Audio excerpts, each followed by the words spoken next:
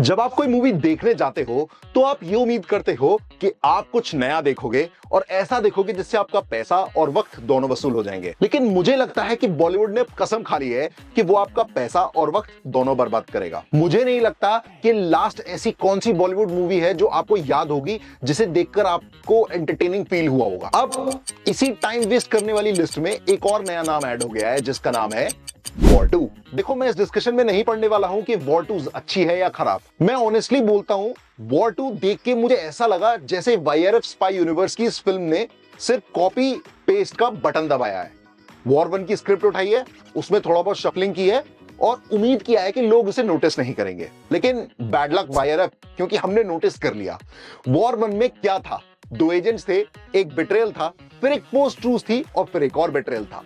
Formula वही था, बस कपड़े नए पहनाकर इस बार टाइगर श्रॉफ को हटा के डाल दिया जूनियर NTR को और डाल दी ऋतिक रोशन की एंट्री। ऑन पेपर तो ये एक ड्रीम कॉम्बो है, लेकिन ऑन स्क्रीन ये इतना बड़ा डिजास्टर है। ये एक स्वैगर, एनर्जी और ओवर द टॉप स्टंट्स का मिक्स है, जिसे देख के आपको लगता है कि यार ग्रेविटी कहां चली गई है? ग्रेविटी ने रिजाइन कर दिया है क्या?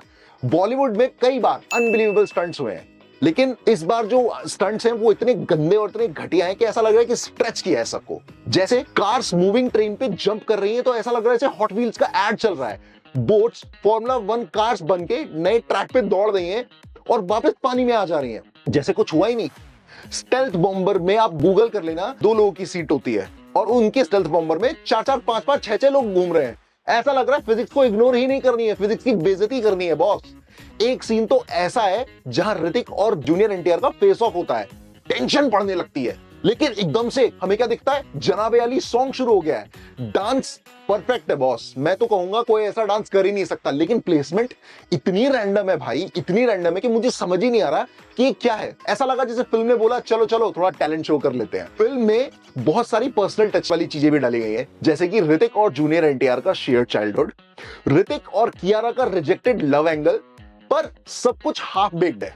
कियारा के रोल को इतना अंडरराइट किया गया है कि अगर उनके रोल को हटा दो कंप्लीटली तो प्लॉट पे 1% फर्क भी नहीं पड़ने वाला। और एक्शन का लॉजिक भाई उसको तो पूछो ही मत, बुलेट्स कभी इधर जा रही है कभी उधर जा रही है, ठीक है। और जूनियर NTR को छाती पे गोली लगती है, भाई साहब ICU से ऐसे जा रहे हैं जैसे मॉल से निकल के जा रहे होंगे, ठीक है। और ऋतिक रोशन फोन तो अपना ऐसे चेक करने लगते हैं जैसे क्या ही बोलूं मैं। अब डायरेक्टर आयान मुखर्जी ने बहुत पहले ब्रह्मास्त्र बनाई थी, लेकिन मुझे लगता है कि एक्शन का उनको कुछ भी अंदाजा नहीं है, ठीक है। इस फिल्म की विजुअल्स ना तो इतने अच्छे हैं कि आप उन्हें कह दो कि बहुत बहुत दिल खुश हो गया, ना ही इतने खराब हैं कि आप ये कह दो कि यार ये क्या ही कर दिया। अब जब फिल्म खत्म हो जाती है और एंड क्रेडिट आते हैं तो वहां पे पता चलता है कि अब एक नया स्पाई यूनिवर्स की आगे फिल्म बढ़ेगी जिसमें आपकी आलिया भट्ट और शर्वरी बाग हैं इन अल्फा।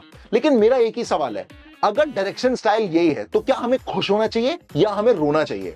लगता है जैसे चैट GPT ने वॉर 1 का विकिपीडिया पेज पढ़ के एक नई स्टोरी लिख दी। I think Pan deserves better.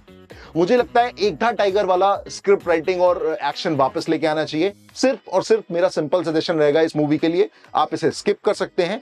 और अगर आप भी सोचते हैं कि बॉलीवुड ने सिर्फ कॉपी पेस्ट का धंधा चालू कर रखा है और उसे हटाकर उसे कुछ और नया करना चाहिए, तो अपना गुस्सा कमेंट में डालो। वीडियो को लाइक करो, शेयर करो और चैनल को सब्सक्राइब कर लो, क्योंकि नेक्स्ट रिव्यू में मैं फिर एक ब्लॉकबस्टर का असली हिसाब करने वाला हूं।